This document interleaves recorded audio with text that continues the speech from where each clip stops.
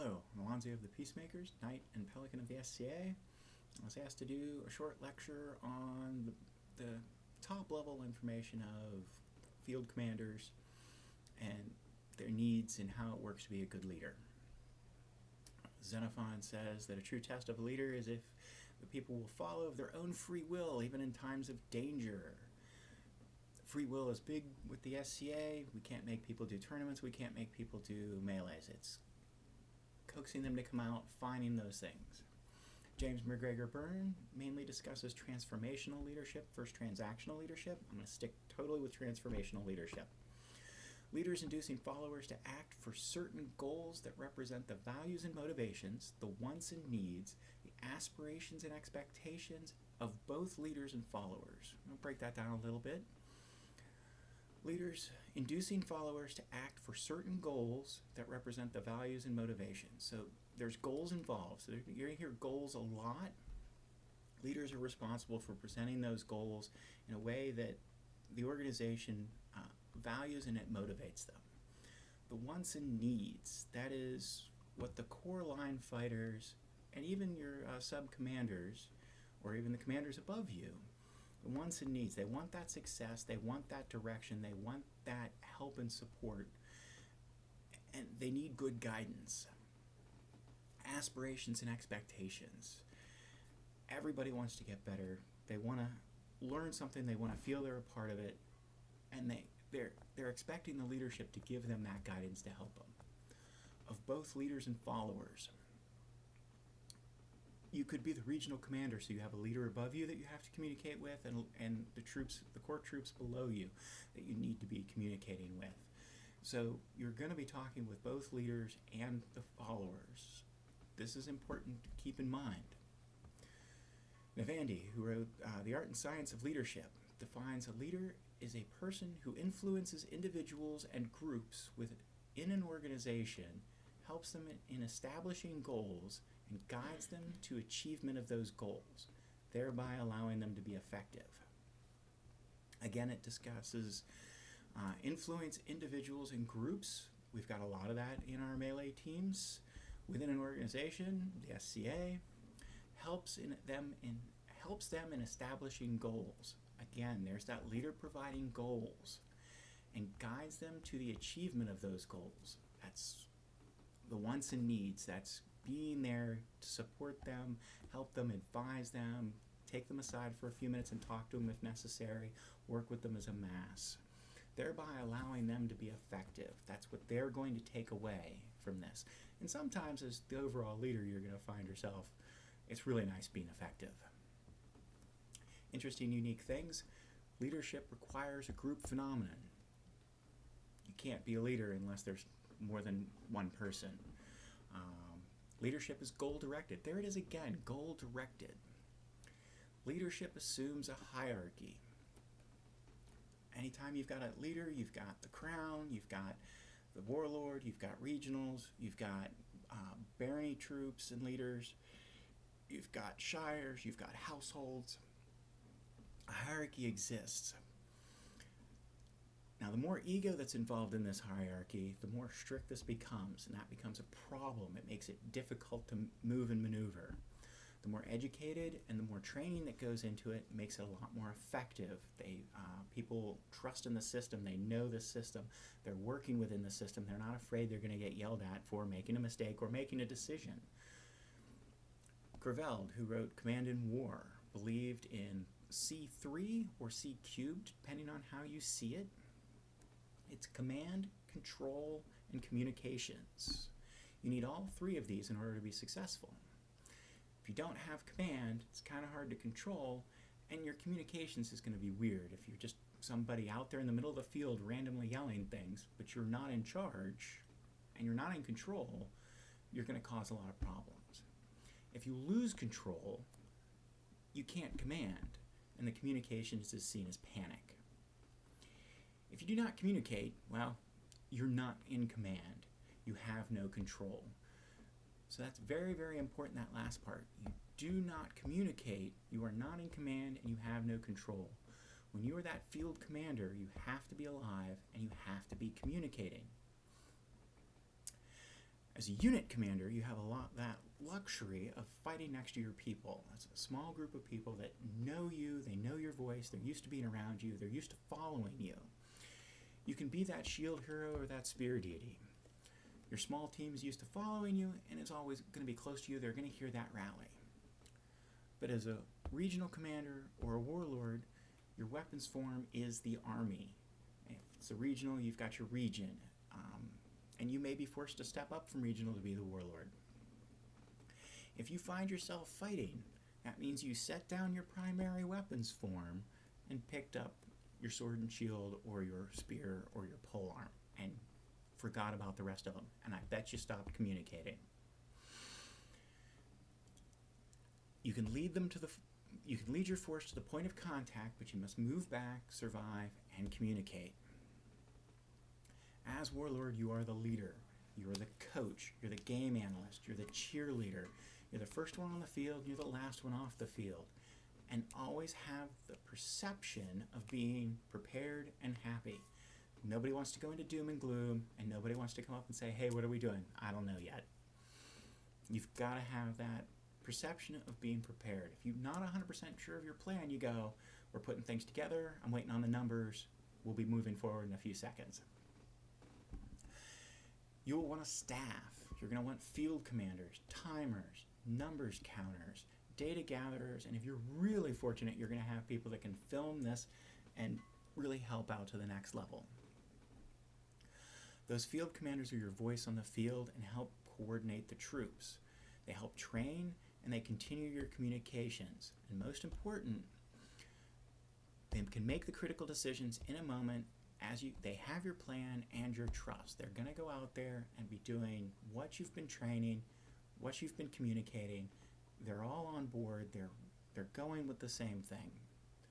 So they're going to be willing to make those critical decisions. They may come back to you and say, I made a mistake. Your response is, you made a decision, we'll get better and move forward. Numbers counters are the folks that let you know how many people are participating as the day goes on. They get the numbers for each scenario. They let you know how many started and how many finished. They actually give team leaders goals because those team leaders don't want to be showing up and go, I had 3 today. They show up tomorrow. I had 2. Show up the next time. It's just me today. They don't feel they're going to be in the lead. They're going to get that goal of coming up with more numbers in between weeks or in between weekends. Timekeepers help you with timed and resurrection battles so that the leaders are not additionally concerned with having to keep watching the time while they're in the middle of the field trying to control everybody. If you're fortunate, you can get timers for each side, each of your regionals, and have one for yourself watching the field. If you want to execute a charge at the 5-minute mark, your timekeeper starts yelling out from the sidelines, hey, we're at 7 minutes. You know, you've got 2 minutes to get your charge to happen, and they're going to probably let you know when 5 is, and you can say go. They let you know how many people, got lost there. You can execute a charge 5 minutes down a data gatherers and Data gatherers and film is a weekday look, and you can find out from your regionals sending you information in, so you can look at if they had a regional the same weekend you had something, you had 2 different locations going on. That's wonderful. You need to gather the data and find out who showed up, what they were doing, and these people get that data for you. Finally, communications. Talk about future events. Talk about the previous events. Let people know what the goals, the visions, and the excessive hopes are. Example is, last week we had 25 fighters and we did X. Next week we have Y event happening and we're going to be doing Z. Don't forget we have AA and BB events coming up in the next few months. Looking forward to seeing 50 of you next time. That's just a simple example. You're going to probably expand it a little bit so you can mention some names of top people that really showed themselves. It doesn't mean like, oh, I'm so glad Michael Bedford showed up. It's, oh, the new guy who's only been fighting for 2 weeks made it to 2 practices and is really gung-ho. That's the positives you're throwing out there. You are the leader. You guide and prepare the situations well in advance. You will prepare the success and build trust and buy into the system. You will be preparing failures for these folks. You will actually train a situation into failure so you can see how they react and help them bounce back and come back out there. Remember, as the coach, you're the one that's responsible for this. So when there's a failure, the coach doesn't run out and go, oh, well, Michael Jordan just didn't throw enough in the hoop. No.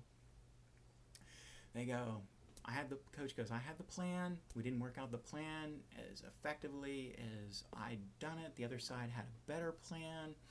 We're going to go back to the drawing board and work on it. If you have a great day, it's, hey, Michael Jordan just threw in 30 points. You take the blame. You give the kudos to the team. But you help them learn from failure so that they can stand back up. Go work with the marshal at get time at events. Reach out to the minister of the list to get the names of those that attended and participated in various practices. Get a list of the SCA names and SCA locations of where the fighters are. Minister of the list or whoever it is can actually crunch just SCA names and where they're located. So it could be Billy of Bedford is in Black Diamond. You're not giving out any unnecessary data that could hurt somebody in the modern world. You're just getting where they're located, what their names are, that they're authorized, and you're able to put that together so when you go to Black Diamond, you know how many fighters to expect. In this case, just Billy. It's probably not going to work out that way. Reach out, see names, the Crown. Get buy-in from the Crown. The buy-in, they've picked you already. You're the warlord. They like you. They believe in you. What you want to talk them into doing is when they do social media, when they're doing just an announcement for events, that they announce, hey, the warlord's going to be at this event, or I'm going to be there with the warlord. Look forward to seeing you. When the Crown says that, a few more people are going to show up. Reach out to the water bearers and medical staff if you have them for events. They're great help and support. On top of that, when you reach out to them, ask how you and the fighters can help them. Even if it's just bringing water, pickles, various other things. How can we help you? If a whole bunch of people bring a small things of jars of pickles or carrots or whatever, olives or gallons of water, that makes it easier on the water-bearing staff that isn't having to bring everything, purchase everything, and it gets them more on board. Heralds. Find a few funny and creative voice heralds. They can liven the day up. There's all kinds of things you can do. Let them get a little nuts.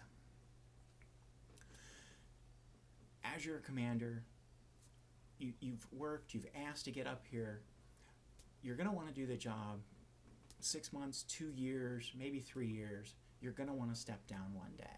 One of the points that you're going to be doing is you're going to start looking for people from the beginning who are interested in coming up. They may not have the skill set yet. They may not even work out. They may go, wow, that's too much work. You're going to find some people that are going to want to one day take up your spot and put their stamp on the next round of where the Army's moving. It keeps the Army from stagnating. It keeps people interested and more people wanting to come out. And I'll tell you what, you can always use staff. Every single person that volunteers, you can find them a job. I guarantee it. Numbers counters, timers, communications. You can start training them to be sergeants, regional commanders, and one day warlord. This is just a quick overview. My favorite book is Leadership, the Warrior's Art by Christopher Kalenda. My second favorite is The Art and Science of Leadership by Navandi. I have a few others. Feel free to reach out if you want to. But that's my 15 minutes, and I really hope you had a good time with this. If you have any questions, please feel free to reach out. Thank you very much.